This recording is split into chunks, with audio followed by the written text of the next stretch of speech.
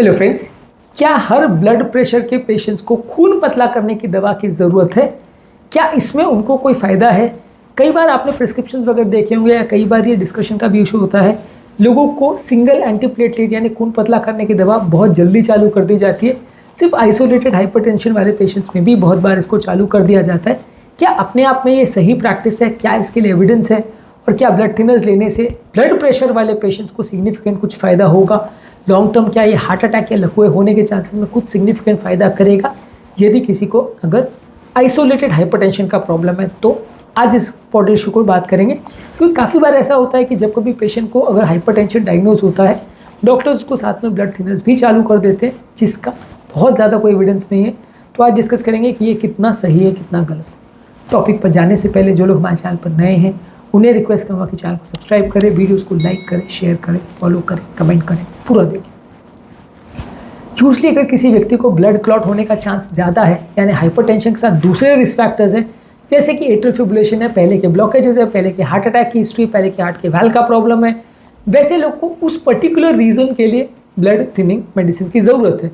सिर्फ अगर blood pressure का प्रॉब्लम है तो उसमें कोई भी स्टडी ने ऐसा शो नहीं किया है कि उसको खून पतला करने की दवा देने से कोई सिग्निफिकेंट फ़ायदा देखने को मिलेगा, क्योंकि ब्लड प्रेशर अपने आप में खून को गाढ़ा इतना ज़्यादा नहीं करता है, और ब्लड प्रेशर आइसोलेटेड अगर हो तो उससे हार्ट अटैक के लकवा होने का चांस बढ़ता ज़रूर है।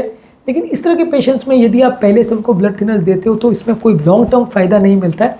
कारण ये कि ये खून पतला करने की दवा अगर पहले से दी जाए बिना किसी चीज़ को और चेक किए तो इसमें सिग्निफिकेंट ब्लीडिंग का भी रिस्क होता है। लगभग आधा से 1% पर ईयर सिग्निफिकेंट या डेंजरस ब्लीडिंग होने का चांस भी रहता है जब हम किसी व्यक्ति को ब्लड थिनर देते हैं और कंटिन्यू चालू करते हैं। अब ये ब्लड थिनर मेडिसिन का कोई शॉर्ट कोर्स तो होता नहीं कि आपने 10 दिन दे के बंद कर दिया। इसको ज़्यादातर लंबे समय तक देना पड़ता है। लंबे समय तक इनको देने से कई बार ब्लीडिंग का चांस हो जाता है और कुछ लोगों में रिस्क कई बार ज़्यादा होता है। खासकर जो उम्र दराज लोग हैं, जिनको और सिग्निफिकेंट प्रॉब्लम्स है, बॉडी वेट कम है, फीमेल सेक्स है, या किसी व्यक्ति को कोई पेट में अल्सर वगैरह है, कैंसर ट्यूमर वगैरह है, तो वैसे लोग को ब्लीडिंग का चांस कई गुना ज़्यादा होता है। अब ऐसे व्यक्ति को बिना देखे अगर आपने ब्लड थिनर दे दिया तो कई बार पछताना पड़ सकता है, क्योंकि ब्लड थिनर देने से डेफिनेटली ये तो है कि फ्यूचर आने वाले हार्ट अटैक का या लकवे का चांस थोड़ा कम हो जाएगा, लेकिन इन कंपैरिजन जो ब्लीडिंग का रिस्क बढ़ जाएगा उसकी वजह से बहुत ज़्यादा बेनिफिट नहीं मिलता है। ज़्यादातर स्टडीज़ जिन्होंने ये पहले जांच करने की कोशिश की कि खून पतला करने की दवा ऐसे लोग को देने से कुछ फ़ायदा होता है या नहीं, वो ज़्यादातर नेगेटिव ही साबित हुए।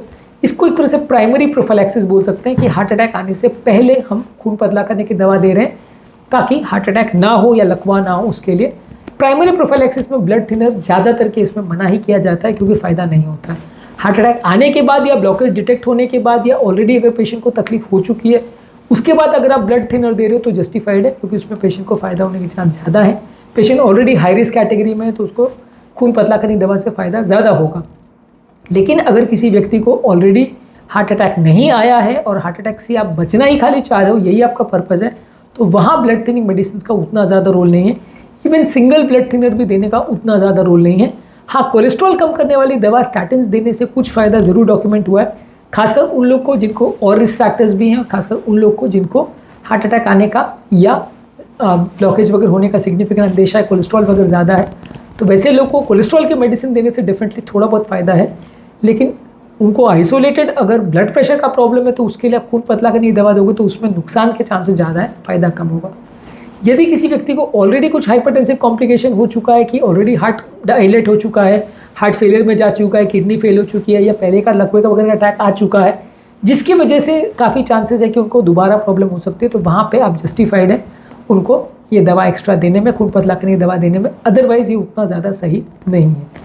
किसी व्यक्ति को और दूसरे कार्डियोवास्कुलर प्रॉब्लम्स है जिसकी वजह से क्लॉट होने का चांस ज़्यादा है तो वहाँ जस्टिफाइड है आप देने में, अदरवाइज़ नहीं।